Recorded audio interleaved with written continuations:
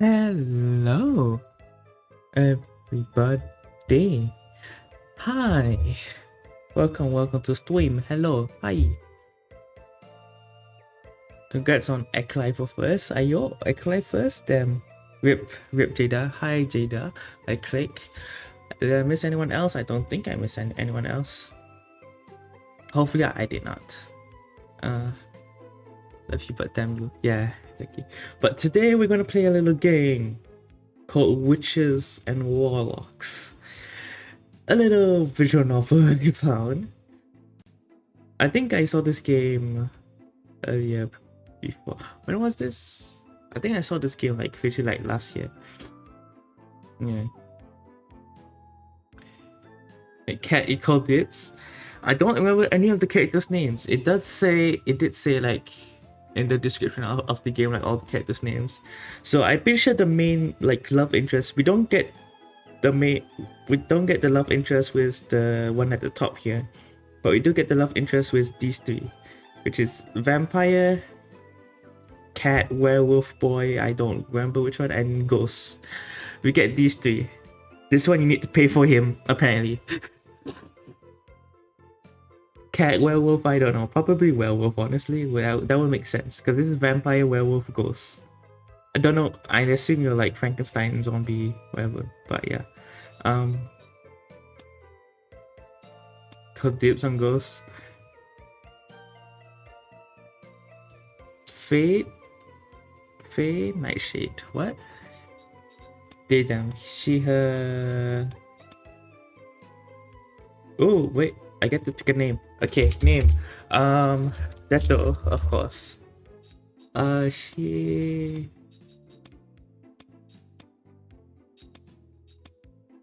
Let's choose the middle one. The middle one's okay. Stay down.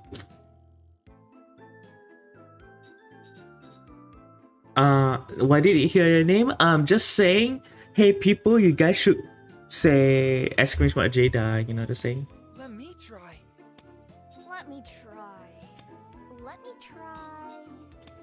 Let me try. Yeah, I like that one. I like the third one. Hair color. Ooh.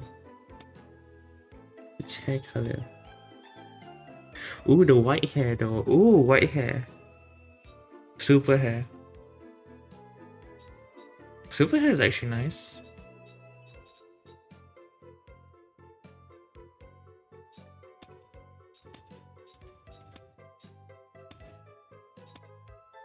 Which one? No, I like the witch appearance.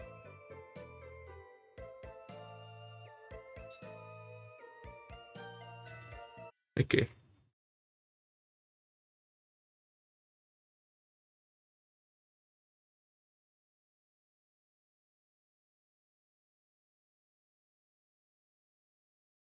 Last night.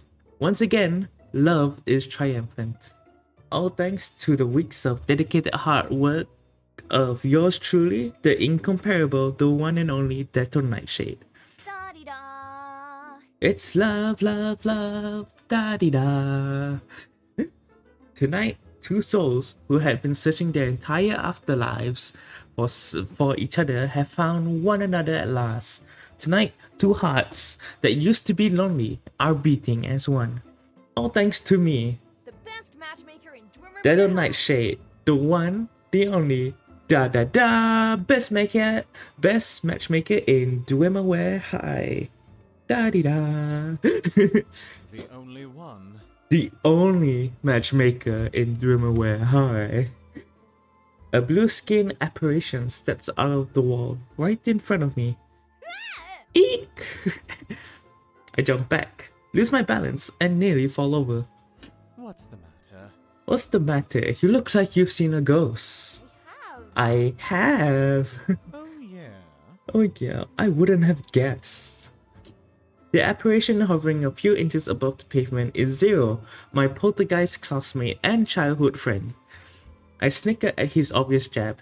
He has quite the natural-born talent for it. You're looking as strict and frowny and scary as ever, Zero.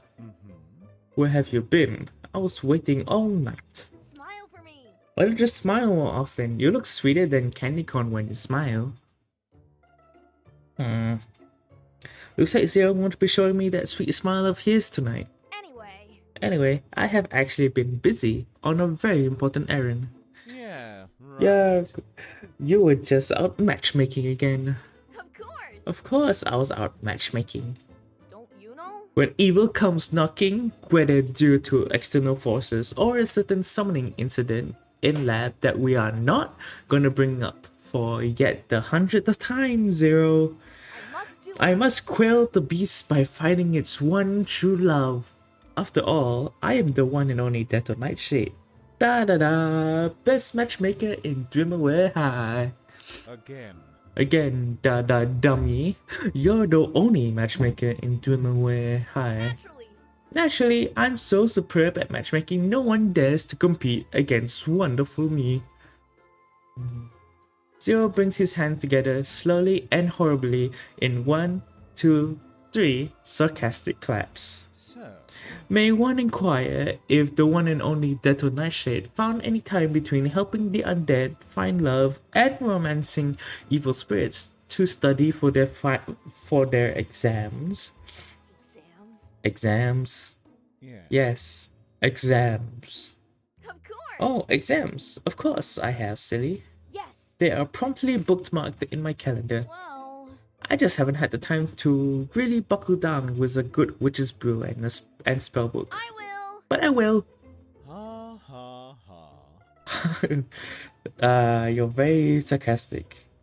Holding his arm, Zero smirks at me with a rather sardonic glint in his ruby eyes. Ray, tell me. When pray does the incomparable Deado Nightshade think their exams are? Huh? Isn't it Halloween? I'm sure I have much more time than you think. Wait.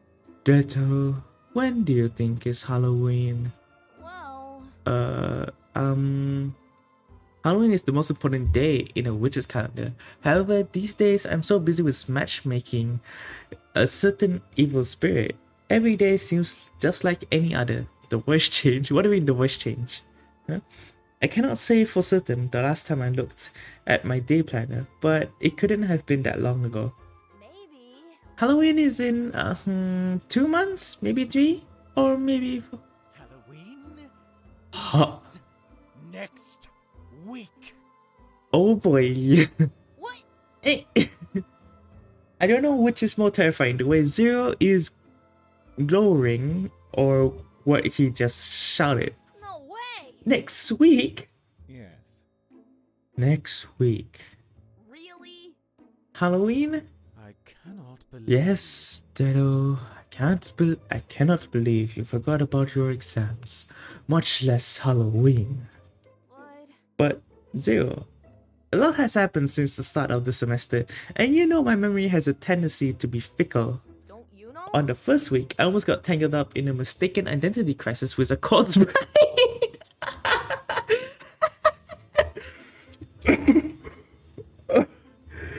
Oh, that's a good reference right there. Thankfully, he was understanding once I matched him up with the undead body of his dreams. And then. Not long after, an evil spirit teen tried to banish me for getting his mama haunted. And then, must I mention a certain summoning incident in lab that is still not up for discussion? Zero signs with an exaggerated shake of his head. It isn't. Your memory isn't bad. It's selective. I threw out my hands in surrender at his comments. Nothing I said was gonna break down his wall when he gets like this. I don't know. I don't even know what the exams are about. So, Exams will...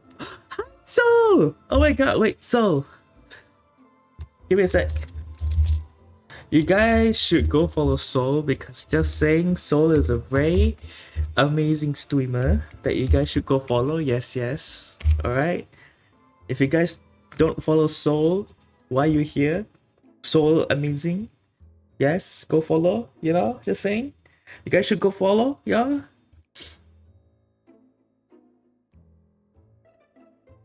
Very also god of the SMP. Also, if you don't follow Soul will take your toes. Just saying, your toes will be taken by Soul. Yes, you guys go follow. Exams will be a series of magical obstacle courses. You need to use the magic spells you were supposed to have learned this year to... Oh! Spells? Oh, you mean like the glow spell? Yes. Yes. I remember. I remember Miss Magwitch cast glow in her first class. The demonstration was absolutely dazzling. Yes. Yes, about the exams. Yeah. Maybe I can cast it too and dazzle the examiners into passing me, the wonderful matchmaker of Dwimmermere High. Yeah. Yes, you are God. Yes, you'll take those. Yeah. I love how I just came in and the first thing I hear is, why are you here? Really? Wait, did I say why are you here? Yeah. Let me try. How did she do it? Let me try. Glow! I wave my hands grandly, the way I remember Miss Magwitch doing. Glow! Light. Come on. Glow! Another glimmer. Why? Zero. Care to give me a hint of the why I can't cast glow? Because. Because you're a witch. Only true sorcerers can cast spells purely by magic. Witches like yourself must use potions to cast spells. Oh. Oh. I cannot believe. This is basic knowledge. Have you slept through classes the whole semester? A sheepish grin spreads across my face before I can stop it. Sorry if I keep like switching voices, because it's very hard to maintain a voice. Yes, can't even speak right now.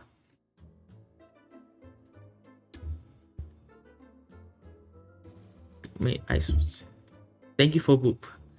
Maybe I've been staying up pretty late. May I remind you? Unless you study properly from now on, you're gonna fail your exams and be expelled for being a witch who can't cast one single spell. Really? Will they expel me just because they can't cast a single spell? Zeus look at me in that horrible way of his again. Think about it. You'll be the one. You'll be the one and only witch in the entire history of Dwimmermere High to be unable to cast even a single spell. Being expelled is far from far-fetched. Think about that for a moment. Help me. Jill, help me. Teach me to be a spellcasting witch. Let me think. Let me think. Nope. Eh! Eh? May I remind you? Every night for the last 3 months, between all the ghouling around and excessive matchmaking, I kept warning you to prepare for exams. But did you ever listen? But Zero, you tried to listen to anything while being excessively haunted by an evil spirit. You said so. You said the spirit summoning incident was not up for discussion. Did you? So, did you ever listen to me? I'm sorry. Guess not. I'm so where's the new save? There you go. Thank you. Okay. I'm sorry. I'm sorry. Oh, it's so adorable. Don't. Don't use those puppet dog eyes on me, Daddo. They won't work this time. But you're the only one in the world who can save me, Zero. You're so cool and knowledgeable, and I know you're always looking out for me. Save your flattery. I'm not. Now save your flattery and go away. Choking on my own saliva is pie. It's pain. Yeah, it is pain. It's 6 popsicles? Damn. That's a lot. That's a lot of popsicles. I let my soldiers droop. I understand. I understand. After all you've done so much already. I'll work I'm gonna hard. study really hard. Harder than ever before. These next 7 days. And then, We were still enough and we never see each other again after I'm expelled next week, then I'll miss you, Zero, my dearest friend. I gave Zero a sad little smile, then turned to limp tragically away. 3, 2, 1. Wait. Wait. They were bad. They couldn't resist. Oh, you know what? Makes sense. Makes sense, yeah. Zero. 0. I guess. I guess I have no choice but to help you once more. But don't count on it happening again. Thank you. Really? You will? Thanks, Zero! I spin exuberantly, celebrating my little victory and throw my arms around him. They slip through him, as usual. Hey! Hey, quit it. It'll take me ages to reform myself if I get disintegrated so close to dawn. I'm so happy I can't help it. You're the best, Zero. Stop. I said stop. There isn't much time left before daybreak, and you need all the help you can get. Pay attention. Now pay attention. I'm going to explain spellcasting and potions for witches. Just this watch. Every day is divided into 3 segments: Early Dawn, Crimson Dusk, and Witching Hour. Okay. Ah. Dawn is coming. Wait. No, I didn't get to read the other.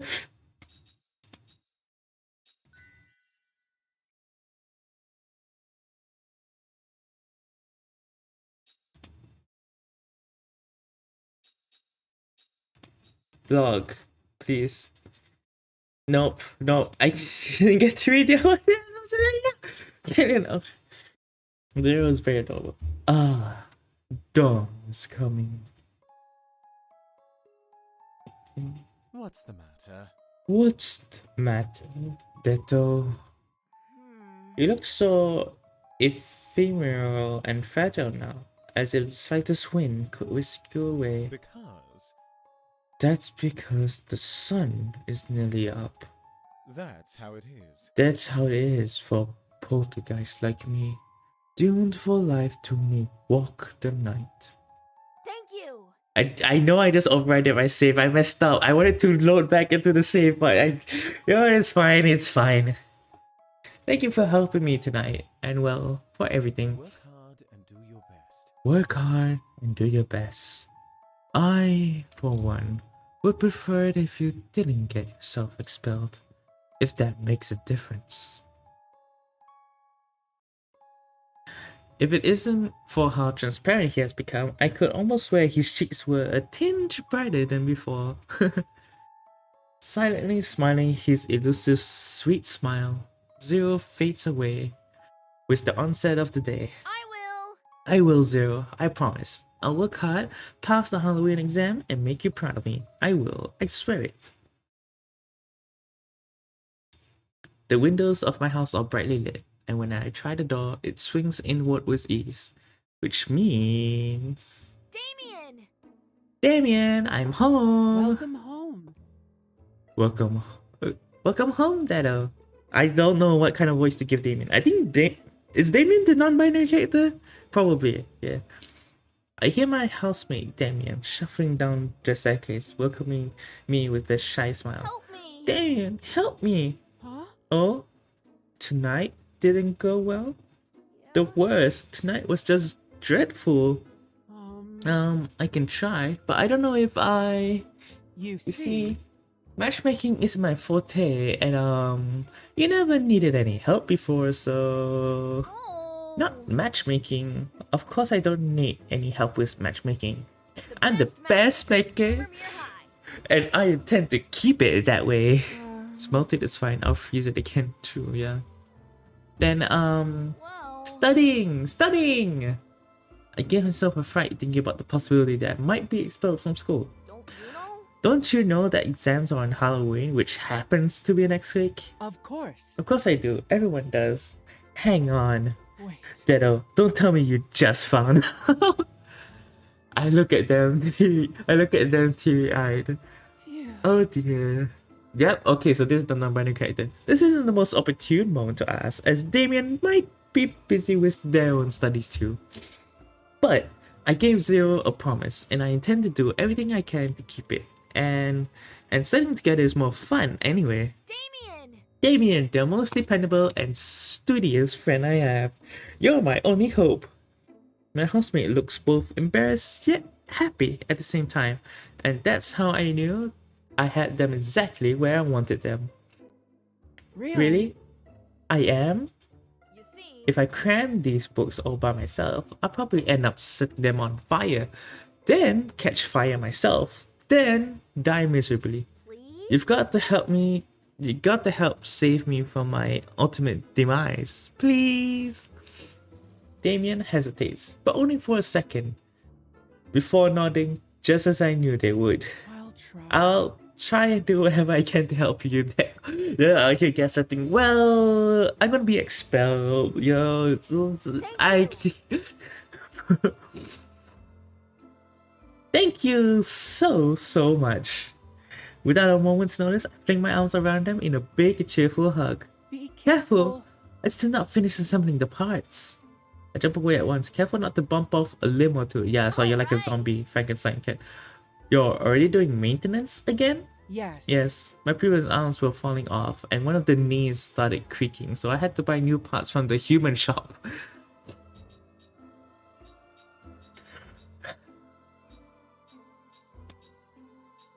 Overwrite this save, yes.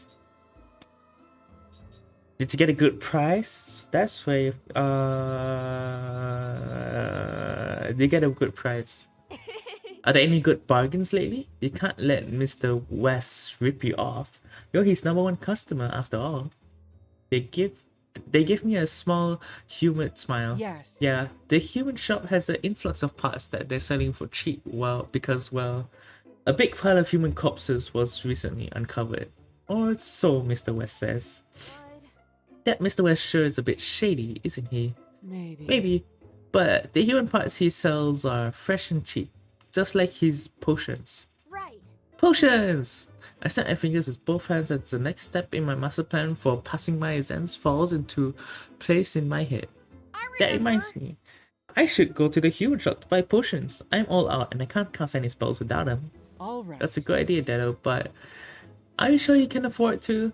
Why? Whatever do you mean? Aren't you kinda, broke? Oh. Well... You're right. You've already spent all your allowance on hosting matchmaking parties, right? Yes.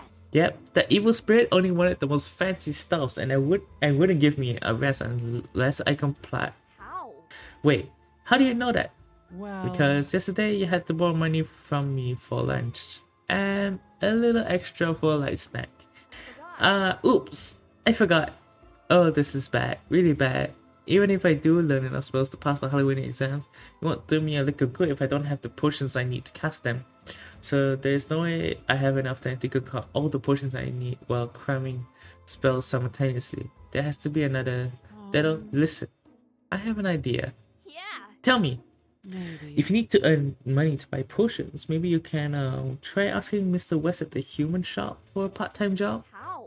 Are they hiring? Exactly. I heard Mr. West needs more hands. They are attached to living bodies, I mean, to help out because of that big consignment of corpses the shop received.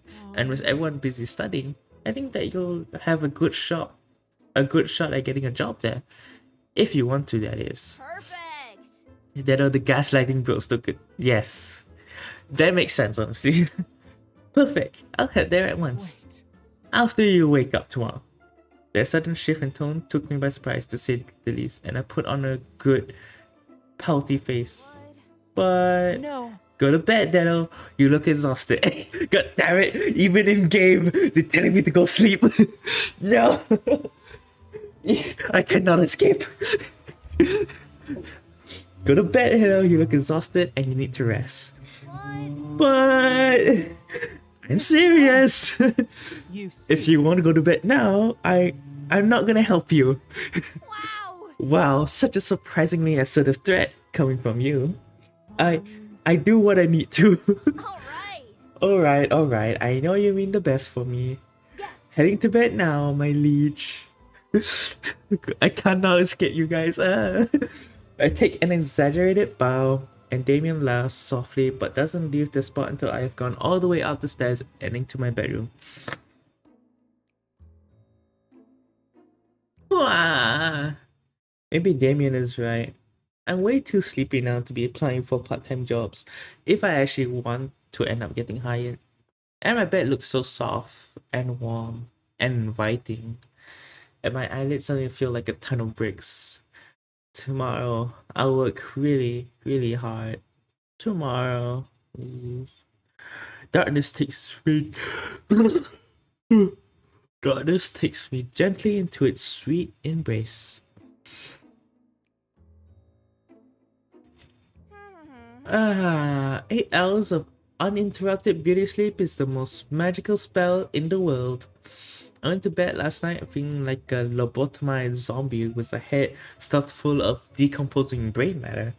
This morning, I stretched out my arms, fully resurrected as a lively and youthful matchmaking genius. The incomparable, the one and only. That old nightshade. I sing heartily as I bounce down the stairs. Good morning, Dado. You're looking energetic. Yeah. I am energetic, that's why. I feel like I can take on anyone and anything.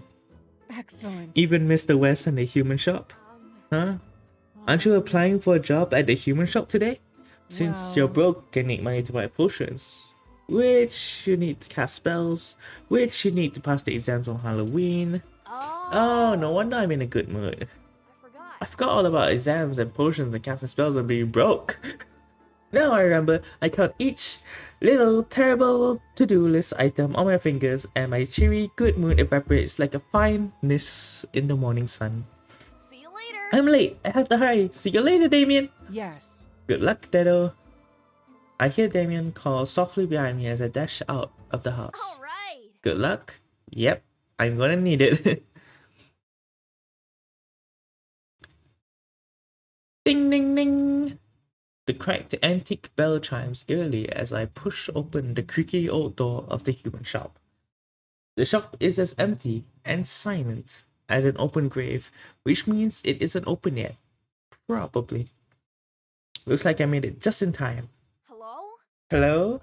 Oh my. My. What do we have here? A cutie! It has happened into my parlor. Behind the shop counter stands a little girl, her chin on the edge of her palm. She's eyeing me up as a spider would to a particular delectable fly. Herbie! Today's produce just arrived and it's still fresh, being alive and all. Her voice echoed lightly through the shop, and from somewhere upstairs, an unseen voice hollers back. I'm busy, Carmilla. Butcher it yourself. Butcher? No Wait, way. I'm not produce. Really? She tilts her head pointedly to the side with obviously dubious regard. Are you quite certain? You look a lot like produce to me. No. I am no mere human. The incomparable. You behold in your company that old nightshade. Nightshade, huh? Nightshade, huh? You're a witch? So you're a witch? Yeah. You know it. Mm-hmm. Then why haven't I seen you in school before? New save. Impossible, everyone knows me. You go to school too. Impossible, everyone knows me. Impossible. Everyone in Dwimamere knows me. Why? How can you be so sure? Well, Because everyone has come to at least one of my famous matchmaking parties, of course. oh. Matchmaking? Oh, you're that Nightshade. A charming girl straightens up and dazzles me with her professional sunny smile. Welcome. Hello there, my name is Carmilla. How may I assist you today? You see, I'm looking for a job. Huh? Now, if you're a witch, you should know you have exams in 1 week's time.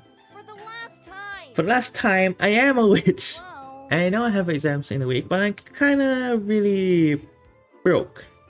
Mm, Those gaudy matchmaking sorries. But must cost a pretty penny. Yes. Yes, which means I can't afford to buy potions. Hmm. Which means... Sorry. Which means you can't cast spells. Well. Which means I won't be able to pass exams even if I know how to cast spells. Huh? Even if? Um. Even though. Oh. Which means... I shall swiftly calculate my unfortunate circumstance. And so. You'll be the first witch ever to be expelled from Twimmermere High for not being able to cast a single spell. Right. Exactly. I mean, exactly what I don't want to be. Now. Whilst I understand your trials and tribulations, I can't help you. Why? Why? You know? You see, Mr. West, the proprietor of the human shop, already has someone to run the store for him, and you are looking right at her. What? But I need the money. Yes. Who doesn't? At this point, I am a tad desperate and blurt out the first idea that comes to mind. Could I maybe work for you? Mm-hmm. For me? Both of her eyebrows raised with interest. Yes. As someone as talented and clever as you shouldn't be working for others, you should have others working for you instead. Wait. You mean as a manager? You see. Not simply a manager, think bigger, supervisor, director, visionary leader. You're right. True, I do belong to an ancient and distinguished noble family. Yes. The common people should serve me, not the other way around. Yeah. And I can't believe the proprietor is making a girl as beautiful as you stand behind a counter all the time. Right. Right? I'm wasting away behind this silly table, aren't I? Naturally. Definitely. You see. With your brains and your looks, if the proprietor has you out and about, charming the customers, I bet the turnover of the human shop will increase tenfold. Huh? Only tenfold? Of course. 100-fold. No, I do not have skills, no. I like it. You make many excellent points. I like the way you think. Yeah. See, I would be quite useful to have working for you. Please. Put in a good word for me to the proprietor, please. Mm-hmm. I'll try. No guarantees. She winks. Herbie. Herbie, today's produce wants to work for me and I like them. Can they? What? Work for you? Hmm. Please? Treasury skills and gaslighting? True. Gosh. Her voice is sounding so sugary sweet that I feel like a diabetic going into cardiac arrest. Just listen to it. Oh, alright. And so. That means you have to pay them a salary and all. Oh, alright. And that means you also have to give me a raise. Excuse me? Yes. Because I'm their supervisor now, aren't I? You can't pay me the same as them. What? Oh, alright.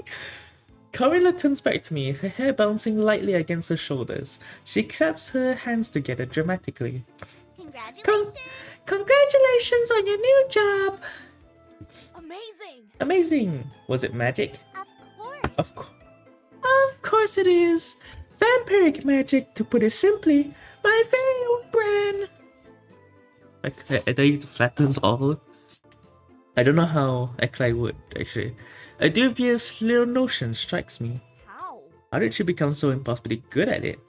Practice. Oh, practice, practice, practice makes perfect, you know? I'm sure. You're being way too modest, I'm sure.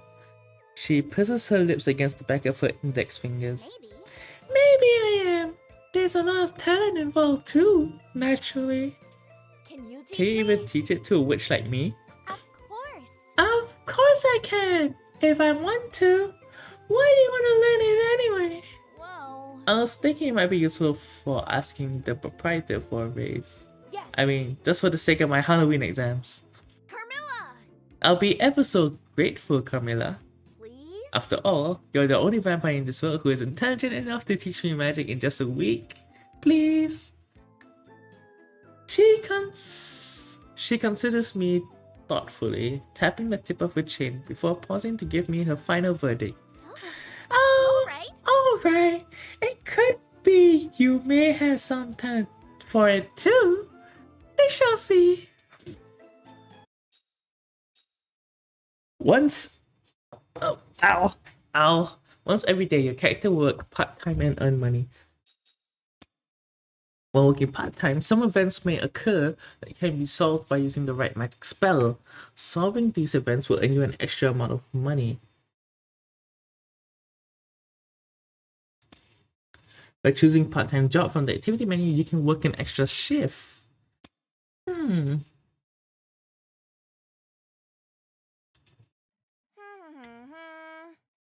Little witch daddle da di da, the one and only la la la. Today I found out that the proprietor of the human shop is incredibly shady and his storekeeper is a sweet-talking vampire. Yeah.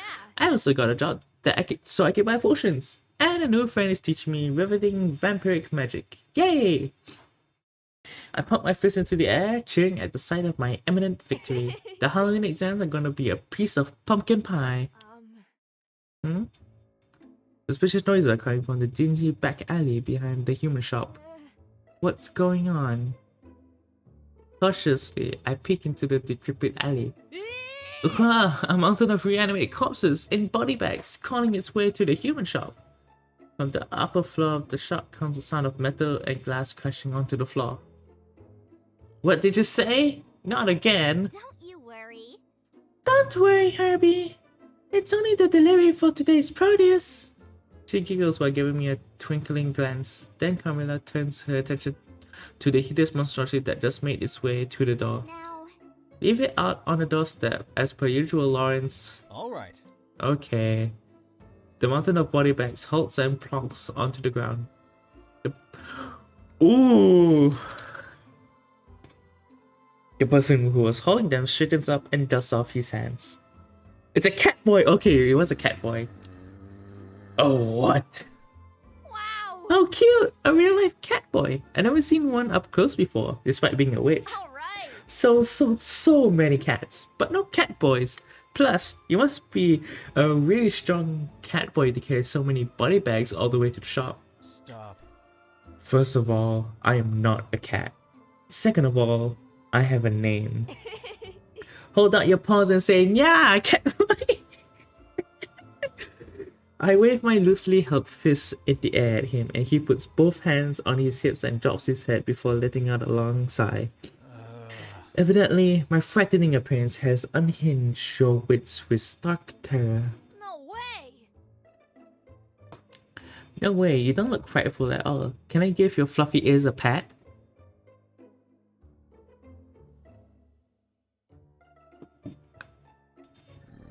Grr. Before or after I bite your hands off. Wow. Such a feisty cat boy. Again, A werewolf. not a cat boy, a werewolf. Eek! Werewolf? Where? Of course. Right here. He places the tip of his index finger against his chest. You? Yeah. Yes, a werewolf. A lichen. A loop girl. Me. But werewolves are all scary and stuff. Precisely. At last you concede the point. What? But you're not scary at all. You're adorable. Wow. Well, you're growling again. And it looks like you want to bite someone's hand off. Because... Because I do. If you are done infuriating me, I will take my leave. With unutterable dignity, the catboy werewolf strides past me, chin high and ears bristling. How strange. I begin to inquisitively stroke my chin. What? What? He stops mid-stride. You're really adorable. He doesn't like being called that. He doesn't like being called that. You don't like it when someone calls you cute or adorable, do you? The werewolf begins to rub the sides of his head in a circular fashion. So kind of you to finally put the pieces together. No, in fact, it makes my temple throb with a vicious fury. Sorry, I am not do it in the future. Probably. Good. Very good. Hold it. Hang on. In the future? Yes. For sure. Why? You expect, for reasons apparent only to yourself, we shall have cause for further association? Yeah. Yep, I want us to become friends. It's not every day I get to meet a werewolf as cute and, as scary and intimidating as you. Alright, I'll give you the benefit of the doubt. But just this once. Well. Your name is Lawrence, right? That's what Camilla called you earlier? Yeah. Indeed. You have the advantage over me. Right. What? Oh, my name is Dedo. Dedo Nightshade. The one, the only. I know. Yes, I know. Of You know? course. You know?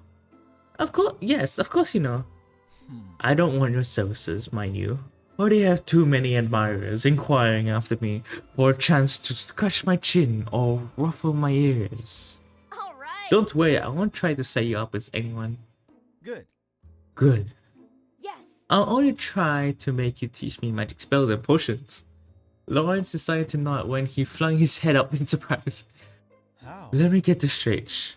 You, a witch, are asking me, a werewolf, to teach you how to brew potions. Right. That's right. Fine. I see. It is not my hearing that is faulty, but your intellect. Well. Well, sometimes I do wish I went to class occasionally. But what can a werewolf like me teach? Even to a truant witch like yourself. Memon, hi Memon, hi. Welcome to Twin. Welcome. How are you?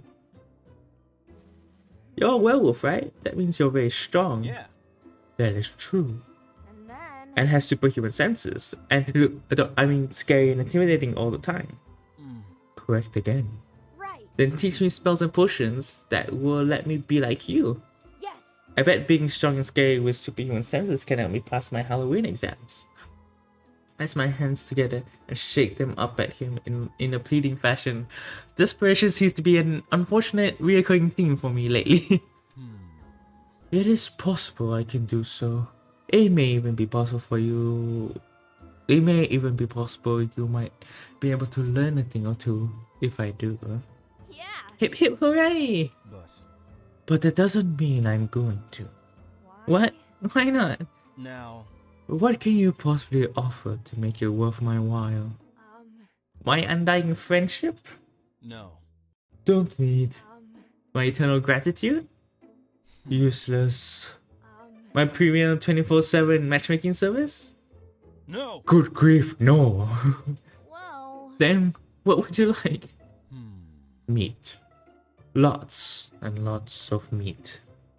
He stretches his arm and folds them behind his head. You know. More meat means less time holding corpses. I, for one, would welcome the break to do something as simple as teach a few spells. All right. Meat in exchange for teaching spells, huh? Okay, all the meat you can eat for as long as we both shall live. You swear? Yes. Pinky promise. For a moment, Lawrence stands still and silent, obviously awed by the generosity of the one and only Death of Nightshade. All right. Alright, I accept your offer. Yeah. Yay! I turn home, tired and footsore, but very, very happy. Damien, I'm back! Welcome home. Welcome back, Dale. My housemate hurries to greet me, looking a lot sprightlier than they did this morning. Well. You finished doing maintenance already? Yes. Yes. You were out a rather long time, and I was getting a bit worried. Did everything go well? Yes. Meat is good, yes. Everything went fantastically. I got the job and made 2 new friends. Congratulations. Congratulations. All thanks to your idea, Damien. Right. Now, I will have money for potions and 4 people to help me prepare for the Halloween exams. A slight blush dawns their stitched face. I'm glad. I'm glad for you, Tell. Tell me, what are your plans for the rest of today? Ooh. Okay, I can't buy potions. I have to make potions. I need to get money. It's okay, so it's the early dawn. I can learn. Yeah. Let's learn spells because I think work with. Clone a body part. Oh, I need potions. I need potions to learn spells. I see.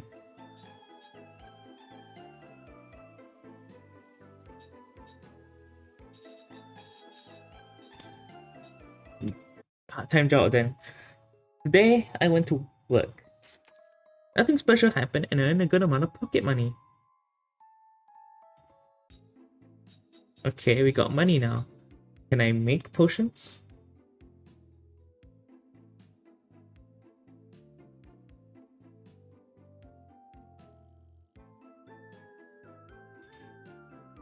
A system.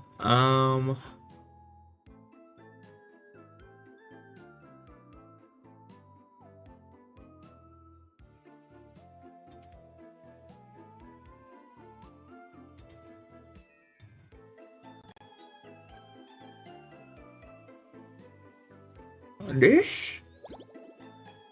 A day has passed, like witching hour to early dawn. Okay. There I went to work. What's special happened and then a good amount of pocket money. Okay, good. Good delay. Zero! Zero! Guess what? What? What? Come on! Guess! Fine. Neither you nor I have the time to. Fine, I'll guess. Yes! Woohoo!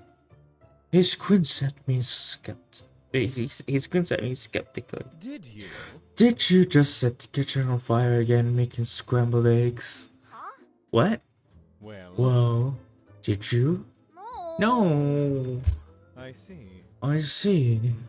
Then I suppose you must have caused an explosion, akin to what you put the wrong ingredient into your potion and burned down your flag. No way! I didn't. Jeez. Don't tell me. Don't tell me I actually summoned that 36-armed tentacle demon again while trying to practice spells. No, no. No! In that Huh. case, In that case, I'm surely out of possible ideas. With much enthusiasm, I whip out a peace sign and angle it slightly against my face. Right. I'm ready to learn the glow spell. may I remind you? Might I remind you that the glow spell is the very first spell that Estella taught you at the start of the year? Yes! That's the one. Let's do this. Oh, hello there, Chris Ninja. Hi. Water, fine, or drink water. Water is good, I guess. Yeah.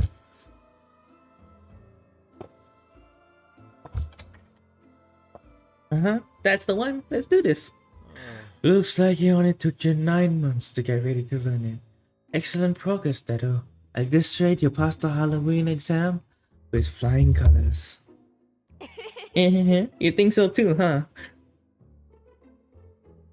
The incomparable. It's quite natural to The find one yourself and speechless only. in front of a witch as brilliant as the one and only Dedo Nightshade. I admit it. I admit you often reduce me to speechlessness. What? But I need you to teach me the spell at some point, you know? That's right. Oh, right. We don't have the time for sarcastic banter with each other. Pay attention. Thank you for the bonk. Prepare yourself, Dedo. I'm gonna teach you how to cast Glow. New spell acquired! Blow! Glow! An orb of pure golden brightness flowers in the cups of my palms. At first it is faint and nubilant. But with each beat of my heart, the light shines more and more radiantly. Zero! Right. I did it! I spin around into that and find Zero watching me with one of those rare, sweet, wistful smiles of his. Well done. Yes, well done, Dado. I don't understand why, but Zero's smiling always makes something twist inside my heart. Praise me! I did. I just did. Yeah. Yeah, okay, praise me more! Maybe. Maybe I will, if you pass your exams, that is. Aww. Work hard. Work hard, Dado. It all depends on you from here on out. The more I look at his smile, the more I find the secret hollow in my heart twisting more sharply than usual. Turning away from him, I toss the glowing orb up into the quiet evening sky. Anyway.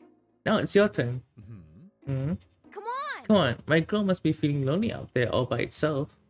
Crisp Ninja says never gonna give you Yeah, up. right. Never gonna Let you down. Never gonna run around and Never gonna make you desert cry. you. Never Never gonna gonna say make goodbye. you cry. Never gonna tell a Never lie gonna and hurt you. say goodbye. Never gonna tell a lie and hurt you. With the moon and all the stars to keep you company. Well, It's so far away, Zero. You're right here. Quietly, so very quietly that I'm not sure I really did hear it. A soft whisper. All right. For you, Deado. From behind me, an orb of a zero light floats past, drifting up and up to join its golden counterpart. You know. Mortals call them ghost lights. Will of the wisps. Huh? Every poltergeist can cast a spell.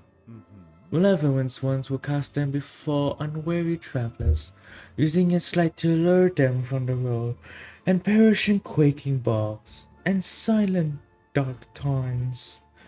When darkness is all around you, you'll find it can be worse to travel with a light that is unreliable than with no light at all. Somehow, Zero's voice carries a hint of bitterness with it. I can't help but lean forward to try and put my head on his shoulder. Hey! Whoa, hey! Sorry. You know. You know better. You know better than to do that. well, I can't help it. You're my reliable light, Zero. What? What? don't you? You're a know? glowing blue poltergeist who's always looking out for me, so you can't blame me if I keep wanting to lean on your shoulder.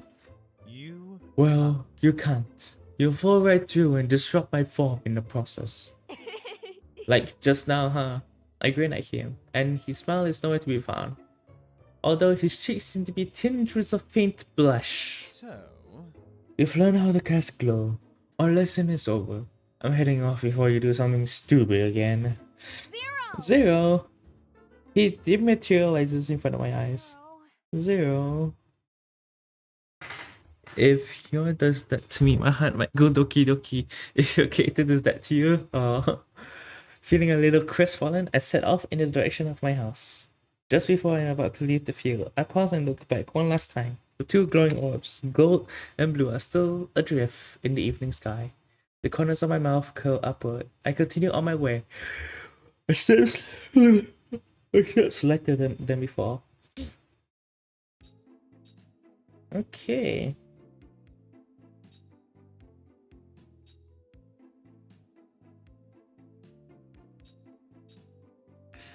Learn spells. Okay.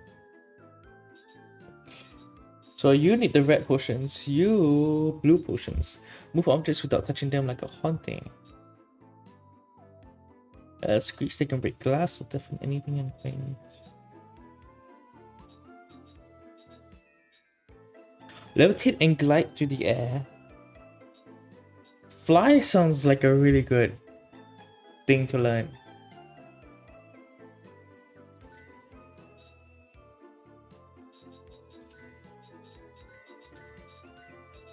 Yeah, let's learn fly. As I turn the corner of the alleyway heading to the human shop, I notice the lights are out. I check the time on the clock tower nearby. I'm pretty sure we should be open right now. Was there another holiday this close to Halloween? I don't think so. After all, I keep a tab on all the holidays for my matchmaking purposes. Press the door and cautiously take a hold of the handle and pull. It swings open easily, and the little ball echoes through the empty place. Inside, the store is pitch black. Even the street lamps outside can barely illuminate more than a few inches indoors, as if something is stopping them from doing so. Magic? I feel my heart pump heavily inside my chest as I step into the store. Carmilla, are you there? My voice comes out as a tiny, frightened squeak. I clear my throat and reach out for a candle, any sort of light, really, only to knock one of the displays over instead. Sound like the pickled eyeballs too by the squelch. I definitely don't look forward to cleaning that up later. Hello? Carmilla? Mr. West? Suddenly a sharp breeze nearly knocked my hats off, I guess, instinctively crouching down and covering my head. When I look up, I see a small silhouette balancing on the second floor balustrade, candle in hand. Well, what do we have here? Eek! Who are you? You entered the domain of the Countess Carmilla, mortal, being of the night, ruler of the creatures of darkness, mistress to time itself. Crab apples. Eh, Carmilla, it's you? Carmilla swoops down from the second floor, her cape billowing like a dark cloud around her. Yep, I yelp as she lands in front of me with the agility of a cat. Her footsteps are silent against the floorboards. The candles suddenly light up all at once, banishing the eerie darkness. Carmilla stands above me, shoulders trembling with laughter. Oh, you are surprisingly easy to spook, my dear, and I'll trade for a witch. Hey, that wasn't funny. I nearly had a heart attack. No, 3 heart attacks. I clutched my chest for emphasis and pressed against my forehead with the back of my hand, as though I was seconds away from passing out. The previously noisy thud of my heart against my ribcage began to die down. Oh, dear me. Well, rest assured, little witch. I will take responsibility if you're feeling faint. How did you even do that, jumping from so high? I mean, is there some kind of wire attached to your back? I spin Carmilla around and search, but I find nothing. She crosses her arms and gently shoos me away. Of course not! Vampires can fly! We are all powerful apex predators for a reason. So you could have just gotten that skeleton by yourself the other day without me falling off the ladder. Not What? Not quite. I suppose. Fly is, I suppose, a stretch, despite being the name of the spell. We can only glide and swoop down from high places. Soaring high up is nigh impossible. It is not quite like a witch upon the broomstick. Before I can even ask, Camilla smirks at me. But flight is certainly an appropriately witchy spell. A witchy skill, is it not? Would you like to learn how to do it? Oh, water again? Okay, fine, I'll drink water. My voice is dying though. Now we know how? Yes, we do know how. Duh, of course. But what kind of things can this spell be used for? There always seems to be something. Aesthetic! Come again? You can't expect every spell to have some kind of ingrained use or higher purpose, you know. Some of these things are just for entertainment. It simply looks positively captivating when you swoop down upon your audience. But I suppose a klutz, such as yourself, could utilize it to curb your falling habit as well. Oh, I guess I can't argue with that. So will you teach me, O being of the night, ruler of the creatures of darkness, mistress to time? She blushes as I recite her earlier lines and flails her arms dismissively at me. Alright already. Follow me. I'll teach you how to cast fly. You spell it quiet. Or so she said. She led me to the balustrade, explained the process of casting the spell, and even demonstrated it a few times. But, Camilla, I'm not so sure about this. Come on. Calm down. If you're never going to learn if you just keep watching me. Do you fear heights, my dear? Oh, sweetheart. And you're absolutely certain you still want to do this? I nod. In response, Camilla sighs and climbs up on the balustrade beside me, then takes my hand. Very well, very well. If even the great Dead on Nightshade is daunted by this task, we shall do it together. Oh, okay. On 3 then. That's the spirit, love. Alright. 1, 2, 3. Fly! I squeeze my eyes shut and together we leap from the balustrade. Hands intertwined, Camilla and I glide down to the first floor of the shop. Eventually, we manage to make a silent landing near the front door. I gape at her, amazed, with my heart hammering against my chest. Camilla returns my look with her smug smile. Wow! That wasn't so bad, was it? Amazing! That was amazing, Camilla. Right. I feel like as long as you're here, I really can do anything. Oh, what a charmer you are. Though, the only thing we should be doing for now is preparing for customers. We're never as busy as we're never as busy this close to Halloween, so I may have taken a few liberties earlier with the schedule. Leave it to me. God, Camilla's lovely. Yes, yes, she is. Da-di-da. Da-di-da, can't find my books. Da-di-da, must be stolen by crooks. You probably left them in the bag you lent to your roommate. I squint while protruding my lips and holding my chin in my hand as I think hard on mentally retracing my steps from not so earlier today. Wow. Whoa, I did do that, huh? Hmm. Wait, Liu? When did you get here? What? Liu, Watch yourself. it's Lawrence. Lawrence. Watch yourself, witch. Lawrence takes a moment to pause and sniff the air. The way his nose twitches is way too adorable. Or the next time you have eggs and bacon, I'll be coming to claim some for myself. How? Eek! How do you know all this? Creepy. No! It's not. He sighs and pinches the bridge of his nose. Again. In case you forgot again, I am a werewolf. We have the best sense of smell in all of Halloween Town. Now. I caught your scent near Wes's shop, but it was muddled with several people mingling there at once. Since that Frankenstein creature came in not long after, and you so easily gave it in your bag without a second thought, I assume you lived together. Although, I could imagine you doing something like that regardless. Wow. Wow, we do actually. That's some pretty impressive detective work. Sight is deceptive, but sense never lie. Oh. Oh, hey, do you know where Damien is now? Help me. Help me track them down. I need my stuff for my next class. Do it yourself. Find them yourself. How? Huh? How am I supposed to do that? I throw up my arms in a greatly exasperated manner and look at my werewolf companion with a huge pout on my face. Not everyone is an all-seeing and all-knowing magic nose like you do. Well, you did ask me to teach you magic, didn't you? Yes. I'll show you. Then buckle up, Buttercup. I'll show you how to follow a scent the way I can use the spell. Scent track. All right. I'm all ears.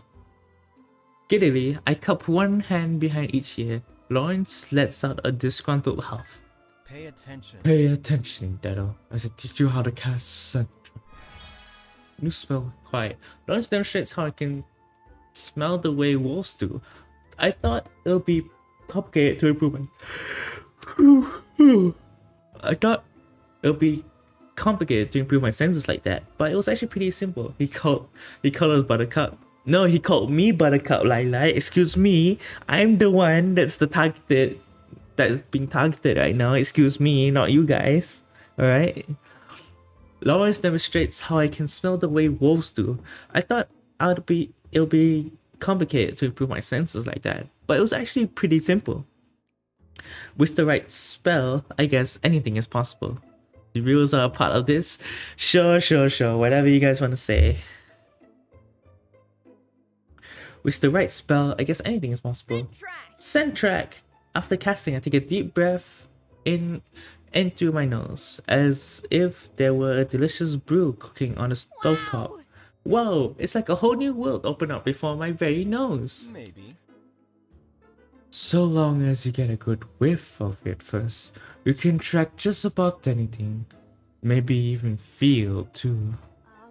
Track and feel? Yeah. Yeah, it's a lot of running around. I don't have the words right now how to convey how terrible that pun was, but I'll track you down later. I grin as I lean towards him and take a few sniffs. Oh. Hey now, you actually smell kind of nice. Sensational even. What? Now. Now who's being creepy? Come on. Oh come on, you started it. What? I mean it though, you have a really earthy smell to you, like wildflowers and tree bark and mud? Thank you for the bonk, yes. I like rolling in puddles when no one else is around. Puddles? Really? Don't tell me you roll around in stinky dead things too. With my mouth ajar, I slapped both hands against my cheek. Oh. Wait, is that why you work at? We're done. Okay, we're done here. But But Leave. leave. all right. Okay, fine. Smell you later, Lawrence.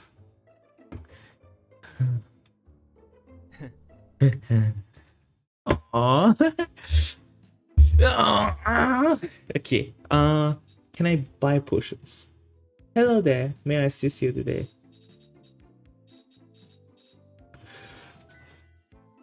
Come again. Okay, wait. Let's not buy potions. Can we learn spells? Night creatures or scent of blood? You called dibs? Fine, I guess you did call dibs. Fine, I guess. Summon any vampiric ally.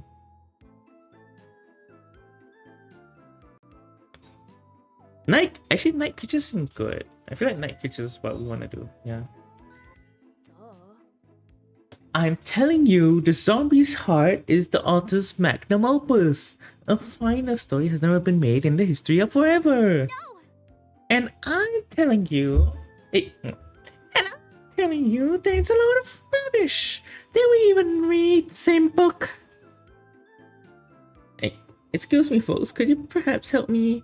Both look up, which the elderly gentleman interrupts our debate, which I was totally right about, gesturing towards a haunted sculpture on top shelf. Of course, my dear. I immediately turned to pick up a step stool from behind the counter. All right. Here, let me. I can do it. There's no need. My adorable little servants will fetch it for me. Camilla puckers her lips and let out a soft whistle.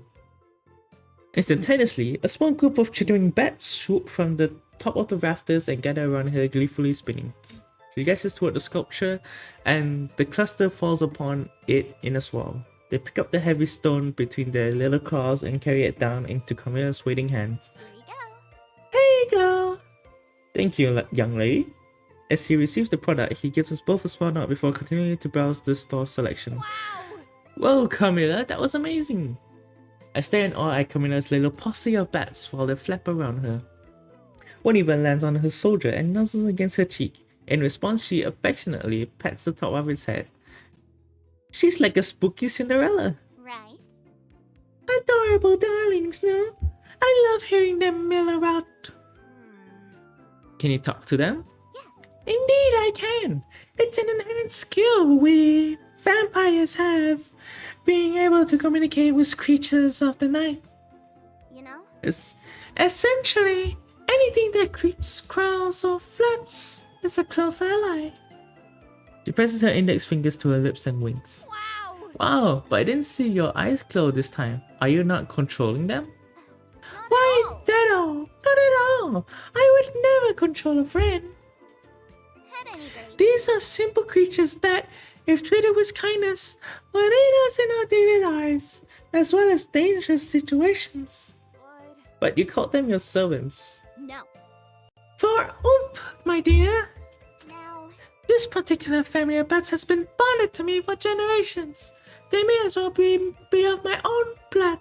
I don't. And we do not subjugate family. The bats swarm closer around her, butting their heads against her arms and hands for pets. She obliges and gently caresses their black fur. Whoa. Is it something I could learn too? Maybe. I don't see why not. That is, assuming I feel like teaching you. Huh? She smirks, saunters over to my side, and lets her words caress my ear. Apologize for your unsightly and moreover wrong opinion from earlier, and perhaps I may consider your request. You know? If only to celebrate your newfound sense of taste. Seriously? Over the book? Well, I'm definitely right, but Wow. wow, suddenly I see the error of my ways and think you were absolutely right. It was complete rubbish. Right. Oh, is that so? Right. I just don't know how I didn't see it earlier, to be honest. As always, you're so much wiser than me, and And also gracious, please teach me more so I can be like you one day, Lady Carmilla. Mm-hmm. A little overacted, my dear, but I'll take it.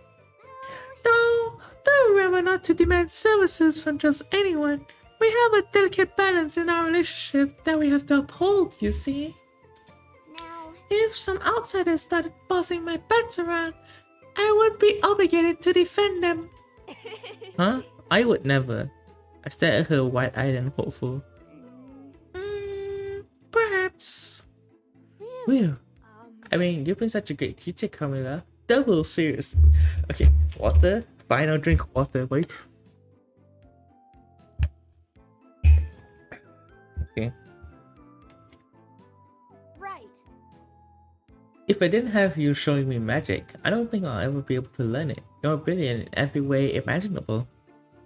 Camilla barely suppresses a grin. Well, I suppose I can't deny that I've been the best teacher you've ever had.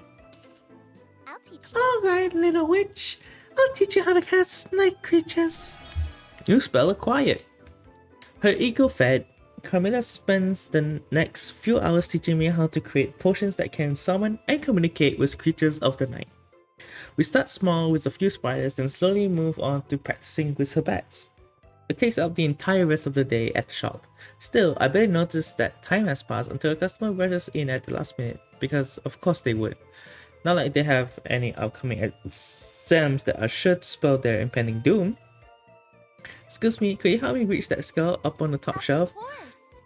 Of course! Oh, dear. Go ahead, my dear. It's the perfect time to try out your new skill. Night creatures. Night creatures, spell cast. I whistle a small tune for the bats, just like Carmilla showed me. A few flutter over, but they don't even have half the enthusiasm they gave her. Bring me the skull. I point out towards the top shelf and they stare at me, unmoving. Come on. Sweet doll. Please? Okay, save. Yeah, that's save. Please? Nothing. Please. Pretty please? Unsure of what else to do, I take a few berries from my lunch and offer it to them. The bats sniff them for a moment, but then hastily accept the fruit. I inch towards the shelf, coaxing them along. Eventually they manage to grab the skull, but not without almost dropping it to the floor. Thankfully, I stumble forward in the nick of time, catch it, and hand it to the customer. Right. Here you go. Thanks. And don't worry, everyone's new at some point. After paying for the item and leaving a pretty tip for me, he exits the shop. Once he's gone, I turn to Camilla with a frown, big enough that my bottom lip jutted out. I don't get it. What did I do wrong? Aw, Your sweet thing. your approach could have been better, but there's no need to take it personally. Now, I am more familiar with these bats than you are, after all. You need to build a much greater relationship with them to gain the same kind of trust they and I have. She pets one of the bats for emphasis, smiling down on her companion all the while. I hold out a finger. In response, a single bat flutters down and wraps its little claws around the middle of it, then hangs upside down. yeah. Yeah, I get it. I smile to myself. Yes. We just have to spend more time together. Looking around the human shop, all I can see are couples that should be together. If only I could give them a nudge in the right direction. Wow, this sucks. Why do I have to work when I have such an important higher calling? No, bad Dado. I have to study. I look down at my open spellbook, which sits on the counter. Mr. West told me I could study here until someone came to the register, and memorizing ingredients shouldn't be too hard. Thank you for the water redeem.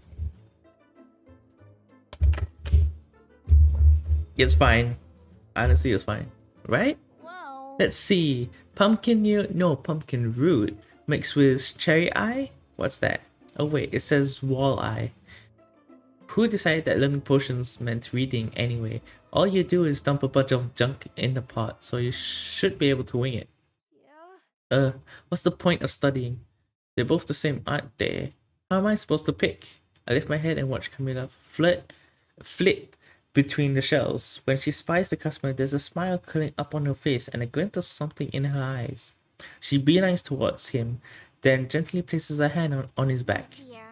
Oh dear, it's just packaged fingers. You know? Don't make the decision any harder than it has to be. They're both fine products. You'll notice the one on the left is dried, while the right is fresh. I'm sure. Still, I'm sure a capable mage such as yourself will use both to its fullest potential. Oh, alright, I'll take both. Mm? I knew you was something special when I first saw you, darling. Her hand slithers up the customer's back, then drapes around his shoulder. Camilla pulls in closer to him, and a dark blush creeps up his neck as she does. You know. But you don't want to put your ingredient in just any old cauldron, do you? Am I wrong? We've recently started carrying magical implements, and a miracle worker of your caliber deserves the best of the best. Or am I wrong? Oh, alright, you have a point. You see, I'm making this continues for at least a good half hour. I'm absolutely mesmerized as I watch Camilla direct him around the shop, whispering sweet suggestions in his ears. Eventually, I can't even see the customer's face behind the pile of goods in his arm. As expected, it takes forever to ring everything up when they finally arrive at the counter. Thanks for your purchase. Thank you so much for your purchase, doll. Don't be a stranger, you hear? Of course not, Miss Camilla. I'll be back next week. No, tomorrow. I'll never go anywhere else. I knew you had remarkable taste. Thanks again. After the man pays, I watch, mouth hanging open as he stumbles off with half the store in tow. There's a sudden, gentle pressure on the bottom of my jaw as Camilla closes it with her finger. Oh, little witch, don't tell me you've fallen for me too. No way. No way. But I think anyone who isn't as powerful as I am would have been falling all over themselves by now. You were amazing. But that wasn't all just you, was it? For someone who really studies, you've got keen intuition. You're right. You're absolutely right indeed. He liked me just fine, but I may have given him just a teensy nudge. Right. A magical nudge, right? Correct. Correct. You know? To elaborate for you, my struggling employee, vampires have a natural ability to enthrall and hypnotize mortals or the lesser undead at our leisure. The spell you may refer to as enthrall. Now, If there's so much as a seed of potential for that feeling to flourish, we can. Smiling, she mimes the bloom of a flower with both hands. now, Help it sprout, so to speak. like, So, you're saying you can instantly make anyone like you? The endless possibilities soon rack my brain. Imagine what a distinguished matchmaker, that's me, could do with a spell like, not quite. not quite, love. Now, We can't do anything at all against those with indomitable wills, such as yourself. Nor can we replace genuine feelings of friendship or love either, for that matter. and so, But enthrall makes friendship easy to imitate, so I try to be a little nice about it. It makes the job and other things so much easier after all. wow. I see, no wonder Mr. West has been singing your praises. Has he now? Ha ha ha. I suppose I am his best saleswoman, but I just work here for fun. Not like you, my dear. Yes. Yes, it's super hard, Camilla. I wish I was even half as beautiful and talented as you. She straightened up, places her hand against her cheek, and turns away to hide in her cape's collar. Camilla's good at dishing out compliments, but she really can't take them, huh? Cute. My. Oh my, I suppose you do have a little potential. Tell you what, you've been poring over those books for hours, so I'll give you a real lesson as a reward for your flattery. All right. I'm at your disposal, my lady. I take an exaggerated bow and grin up at her. She really claps both her hands together. Dear. Oh, you're so cute that I could just eat you up. Just don't think I'll go easy on you because of that. Listen carefully. Alright, listen carefully. I'll teach you how to cast enthrall. We get to work. Camilla points out a page in my book with a potion of enthrallment, then steers me around the store so I can collect the ingredients myself. I think I learn better by doing things. It's easier to remember what everything is when I'm physically holding it as well as being coached by someone else. Brewing takes a while, so Camilla moves around helping other customers. Still, she manages to check in on me now and then. Look, take care, Claire. At one point, She sees my progress and even nods in satisfaction. Well, And that's everything. Now drink it all up, dear. That's the only way it'll work. I wrinkle my nose at the smell. Like 2 or 3 perfumes should never mix, but still pour the potion down my throat. Enthrall. Intro. How do you feel? How do I feel? Kind of tingly. Wonderful. Wonderful. Now, Then that at least sounds correct for another being. Now wait until someone comes in to... Don't worry, I already have someone in mind. A mischievous grin slightly across my lips as I call upstairs to Mr. West. come on. Hey, Mr. West!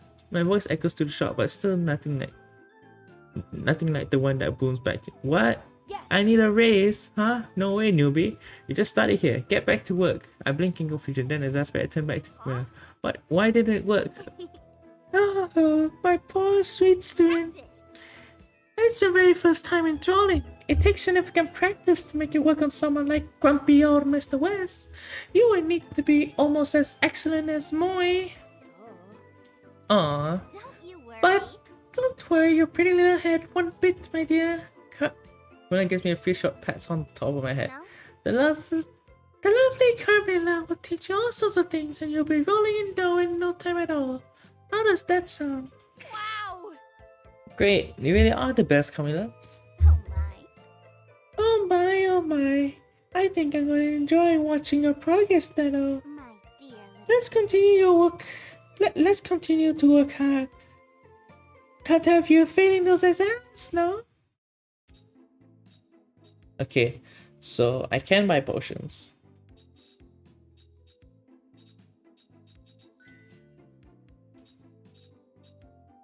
But let's buy 3. And let's buy 1 yellow.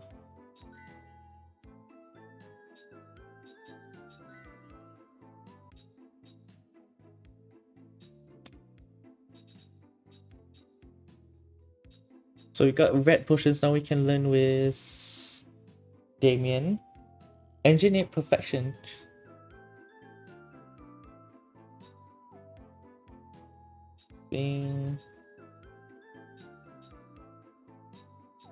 Scuttle. Clone a body part like a hand while maintaining control over its movements. Ooh. Grants your spirit intellect and empathy, allowing you to reason with corpses. Engineered Perfection. Sounds like what I want to try. Yeah. Come on. Come on, you dumb bottle. Open. Says the stopper. Hocus Corcus. Abraca plug by. Dedo, what on earth are you doing? Damien. Oh, Damien. Great timing. Oh. It's this potion bottle. It won't open at all, and I've tried everything. Yeah, let me try. Sometimes you just have to tap the bottom to release the pressure, and then... Okay, maybe this one is above the level of my current strength. Yes. Right? You'll have to be a werewolf to open this sucker up. I hold out my hand and take back the bottle, but Damien hasn't given up yet. I look up and notice their eyes are now closed. Damien, I don't think astral projection is going to... Huh? Whoa! Damien suddenly hulks out. Or well, at least one of their arms does. I can see the muscle bulge from under their suit jacket as they grunt to take off the stopper with one good twist. Alright. Got it. Here you go. Thank you. Thanks, but forget about that. Let's talk about your workout routine. What? My what? A superhuman grind. How did you do that? I didn't even see you cast a spell. I poked their buff arm, causing Damien to laugh softly. You know... It's just my maker's work. You know how it is. He put a lot of dedicated effort into crafting me. Over the years, I came to understand a bit more about the type of magical engineering that went into it while patching myself up all the time. Oh. And that it gave you anchor arms. That's right. In a way, I learned how to strengthen parts of my body by focusing and using the spell Engineered Just Perfection. in case. Want me to show you? In case you have any more bottles? Do you even have to Alright. ask? Alright, Watch watch closely, please. That'll, I'll try and teach you how to cast Engineered Perfection. Game shows me some sort of magical meditation technique. Mine was shut for most of it, and the longer I focused on my arm, the heavier it felt. Once I'm spell ready, I pump my arm into the air and holler, adding in a fun spin on my toes for theoretical measure. Engineered Perfection! perfection. Haha, you can open your eyes now. Looking up at my arm, I notice how I notice it now, flexing with great newfound muscle tone. Yes. Hell yes! Right. No, I'm only the best matchmaker in the world, but the strongest one too. I don't think there is any other matchmakers. Naturally. Exactly, no competition. They'll see my one wonderfully buff arm and fall to their knees, unable to do anything. Hehe. But you know, I want to make sure these puppies aren't just for show, so arm wrestle me, Damien. Okay. Okay then, but I don't think I'll give you an easy win. Right. Same here. We put our giant hulking arms together and hold hands in the least romantic way possible, but it's still pretty nice. I feel them squeeze. 3, 2, 1, go! That little meteor of his! Hey, don't cheat! Try to get the upper hand by taking quick initiative, but Damien catches up quickly. It's almost like they've been using the spell all their life or something. For a long moment, we're in a stalemate over the counter, equal in strength in every way. Ha! Focusing on my strength, finally get them on the ropes. Huh? Don't look so confident when you're losing. I'll show you my real power. As I get ready for a final push, my dumb magic starts fizzling. way. Oh no! That's when I thought I'll slam right over to the other side. Damien gently sets my limp hand on the table. I feel the soldiers shaking as they attempt to poorly suppress their laughter. Yes. Your real power, quite literally. Hey. Hey, you clearly have more experience. Don't laugh. It's just that you're so dramatic, Gan. They work a little harder to cover their mouth while laughing. Cute, but still. Okay. Okay, I'm sorry. You're You're absolutely right. right. I am more experienced. But you will be too. The more you use it, we're both still learning in the end. Whoa. I guess you're right. The little light bulb in my head goes off and I let out a big grin. Right. But it's 2 out of 3, Sure. and the victor receives lunch and dinner. Yeah, you're on. The match continues for the rest of the afternoon. By the end of it, I have to figure out where to get the money to buy Damien every meal for the rest of the week. Rats. But since there were basically no customers, I was lounging near the cash register, flipping through a magazine. That's when I got interrupted by someone clearing their throat. Glancing up, I saw Damien, who looks extremely uncomfortable. After my usual dance around them and them shying away, they finally confessed to having lost an ear that they were now looking to replace. Using SendTrack, I was able to locate a fitting one in a flash, rewarding me with one of Damien's rare smiles and a pat on the back from Mr. West. At the end of the day, I even got more tips than usual. Thank you for the water reading. Da-di-da.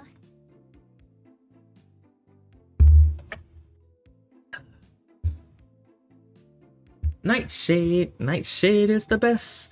Finds you someone from the rest. I sing quietly to myself as I dust the inside of the human shop, doing my best to keep the wares clean and tidy. Which, comes to think of it, was kind of unnecessary. Which, come to think of it, was kind of necessary. It was starting to get gross in here, especially the drapery. Just look at these curtains. Makes me want to sneeze. I should probably take them outside before I start beating them. And a 1, a 2, a 1, 2, 3. I go to tuck them down and a cloud of dust ambushes me as I do so. By the time it clears, there isn't a wall behind the drapery, but an ancient portrait framed in gold. A familiar, dark-haired woman gazes down at me with empty yet captivating violet eyes, and I... Wait a second. Carmilla? Yes. Yes, sweetness? I don't hear her approach, so when I whip my head around to see her standing beside me, I jump out of my skin a little. This is you, right? Not like a great-great-great-grandma that also happens to be your doppelganger. Hi, Knives! Hello! Indeed it is! What keen knives you have! But yes. Hello, Knives! Hi! Welcome to the stream. How is your Knives? How is you? Bum bum bum bum bum bum bum bum bum bum. You guys should go check out Knives as well, just saying. They were last playing what? Paladins. Oh yeah, Paladins. I haven't played Paladins in a while. what's the name of that character? Ash, was it? The one that, or like the skill as you launch a flag and you get more, and you get damage resistance and more attack power. I think I used to play Ash a lot, and also Makoa. Makoa is really nice. Makoa is really nice as well. I don't remember what was the guy that had the giant mechanical hand, but yeah, him as well is also a thing. But yes, Addicted to Paladins, understandable though. That game was really fun. Like I used to play it a lot, and then I stopped because I found other games to play. I mean, it's a free game, so it makes sense why people would play it.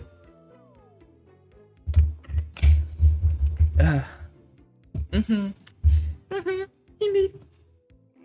That is a portrait of yours truly, the eternally gorgeous Countess of Carnolia. And what an era that was. Amazing. Amazing. Your nobility? She folds her arms and raises her brow at me, and she gives my chest a small poke with her index finger. Come on. Well, I most definitely still am. I like playing Tyra. Ooh, Tyra. I don't know Tyra. Yes, of course, my lady. I don't know Tyra. I haven't played Paladins recently, so I don't remember most of the characters actually. I wanna go back to playing it actually. That would be fun. It's literally like free Overwatch. Yes, of course, my lady. But wait, what is this painting even doing here anyway? She doesn't respond. Rather, when I look over, she's tracing a finger over the filaments on the portrait's frame, no doubt gathering dust from whatever error she's seeing in that far-off gaze. Whoa. Just a minute, oh Countess, the frame's a little crooked. Wait. Ah, no, Dado, don't touch! Too late, I grasp the frame and adjust it accordingly. When I do, a scrap of paper falls out from behind the painting. Huh? What's this? I lift up the parchment. It's a faded pencil sketch of a woman with hair that flows like the ocean waves and eyes as dark as a moonless night. There's something mischievous in her smile that draws me in. Wow. Wow, what a beauty. Don't touch. it. Oh, the music stopped. Before I can react, Carmilla snatches the picture from my hand with a fury in her eyes and a crease in her brow. I blink, taken aback and a bit hurt. It's just a drawing, so what's her problem? Unless...